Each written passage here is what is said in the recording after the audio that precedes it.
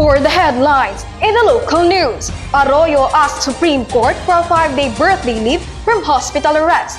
Here's Len Grace Bildad for the details. Andal Pampanga Representative William Macapagal Arroyo has asked the Supreme Court for a 5-day leave from hospital arrest starting April 3 to celebrate her birthday with her family on April 5. In a motion, Mrs. Arroyo's lawyer told the Supreme Court that to allow the former president a 5-day furlough to celebrate her birthday with her family would benefit her considering her health condition. Mrs. Arroyo is on hospital arrest at the Veterans Memorial Medical Center in Quezon City while waiting for the trial of her plunder case at Sandigan Bayan. Back to you. For the international news, China reaffirms commitment to North Korea's sanctions. Here's Ms. Marifer Gaspan for the details. China said in discussing the Korean Peninsula nuclear issue, the two sides agreed that the sanction must be fully and completely implemented. During the process of implementing the resolutions, ways be explored into how to restore a means to resolving the Peninsula nuclear issue through negotiations. Monday, the foreign ministers also discussed the often strained relationship between their countries, with Wang urging Japan to make constructive efforts to improve ties. Wang told reporters at a news conference last week that he saw a little ground for optimism in the outlook for China-Japan relations while giving no specific other than Japan's wrong approach to history and other issues. He accused Japanese leaders and politicians of making trouble for China at every turn. For now, the relations between the two neighbors have been generally calm since violent anti-Japanese riots broke out in several Chinese cities in 2012 after Japan nationalized a chain of uninhabited islands claimed by China. Once again, I am Marifer Gaspan reporting. For the sports news, Russian tennis player Maria Sharapova fails drug test. Meanwhile, athlete sponsor night suspends ties. For the details, here's Danger and Herbalingo over the phone from Mall of Asia Arena with the Russian tennis player Maria Sharapova. Dane?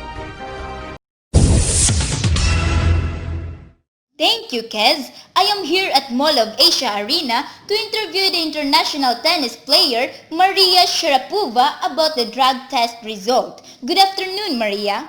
Good afternoon. We heard that the International Tennis Federation, or ITF, will have your suspension starting this March 12. Yes, I really get down hearing this news. This has started when I get a positive result for meldonium, which is used to treat diabetes and was only banned by the World Anti-Doping Agency, WADA, as of January 1. I just want to clear that this medicine I was taking wasn't on WADA's banned list, and I had been legally taking the medicine. But on January 1st, the rules have changed, and meldonium became a prohibited substance. Excuse me, Dane? Yes, Miss Kizaya? I have just one question for Maria. We've also heard that the medicine meldonium is used to treat chest pain and heart attacks. But is it true that the medicine meldonium has linked to increased athletic performance and endurance? And maybe that's the reason why the World Anti-Doping Agency had banned this medicine. However, we were saddened hearing that your longtime sponsor, Nike, had stopped the relationship between you. What are your final statements to them, especially to your fans? I made a huge mistake. I let my fans down and I let the sport down. I take full responsibility for it. I know that with this, I face consequences and I don't want to end my career this way. I really hope that I will be given another chance to play this game. That's it. Thank you so much, Maria Sharapova, for letting us have you here in our program. You're always welcome. The five-time Grand Slam champion tennis star Maria Sharapova had given her final statement. Dane Cloran Herbulingo reporting. Thank you, Dane. For the showbiz news, Jurek Sigmaton aka Carrotman is the newest internet sensation to save the country. Here's Jean Mangadlaw for the details. Jerick Sigmeton, an ordinary 21-year-old, is the newest internet sensation to breeze the country. He was spotted by a local tourist, Edwina Bantong, when she was on her way to Sagada, dropping out his harvested carrots in their farm in Monamunsur in Bauco Mountain Province. Edwina T. Bandong, owner of Ariel's Cake and Pastries in Nueva Ecija, which has an outlet and a coffee shop in Session Road, decided to upload her photos, including the shots of Jerick, on Facebook last February 19. Covered in fag, carrying a basket loaded of carrots, her photos of the sweetie long-haired Sigmaton in a layered gray sweatshirt whom she entitled Carrot Man were shared quickly until it reached 1,200 shares in just 4 days after it were uploaded. It was also reported that he will join Grand Float Parade of the Panagbenga Flower Festival, but instead went to Estem Mall of Asia in Pasay City the same day of the said parade. This is Jean Mangadla for the Showbiz Update. A study about an overweight mothers of larger babies. For this news, here's Jessamy Tolentino for the details. Jess?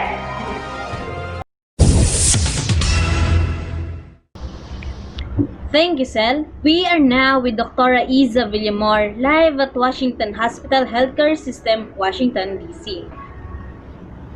Good morning, ma'am. Good morning too. Ma'am, it's such a great honor to conduct an interview with you, ma'am. We have here a few questions about the world's trend concern about the increasing number of overweight or obese women who give birth to larger babies. This is an exaggerated statement yet positive, ma'am. So what does Washington doctors approach and prescribe for this? Well, according to our research using the Women's Body Mass Index, blood glucose and lipid levels and also the blood pressure, together with measurements of those characteristics during pregnancy and babies, the study found. They added that understanding which characteristics of mothers influences birth weight may reduce the number of babies born too large or too small. Therefore, pregnant women should think twice before reaching the box of ice cream, though, because usually they were always craving for sweet and smooth kind of foods. Yes. British universities of Bristol and Exeter, mothers with high blood pressure and diabetes or even within a healthy range also tend to have bigger babies, which is not good. Thank you, Doc. And that was Dr. Isa Villamor. And from our viewers over there, hope this will guide you to a success and blessed birthing, especially to those who are now pregnant and planning to have a baby. This is Jessamy Tolentino, Washington Hospital Healthcare System, Washington, Giselle? Thank you, Jess. That was interesting. That's a big help, right?